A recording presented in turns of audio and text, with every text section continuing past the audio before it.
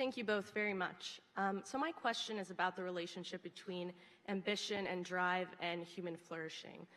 So Professor Markovits, please correct me if I'm wrong, but the way I understand your model is that there would be sort of less of a premium on ambition and drive.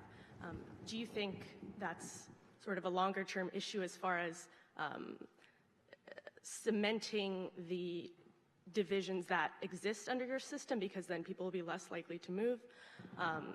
And you know, I take the point that a lot of us at Yale Law School come from elite backgrounds, but many of us, you know, myself included, are children of immigrants or come from poor families. So I think that's something that would be good to hear more about. And from Dr. Brooke, do you think that capitalism and this sort of endless drive to create the next, you know, big thing can actually reduce human flourishing?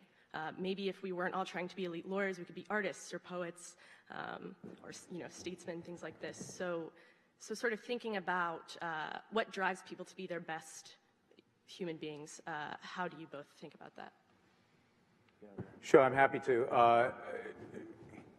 It is amazing. I mean, that's an interesting question, but it's capitalism that creates the wealth that makes it possible for us to become consumers of poetry and art and music. It is no accident that the 19th century saw a huge flourishing of art. Beethoven was the first composer ever to be able to actually make money off of his music and wasn't dependent on some aristocrat or some church leader, because he could put on a concert and sell tickets. That is what capitalism made possible. My children both went into entertainment, right? Because I told them to follow their passion.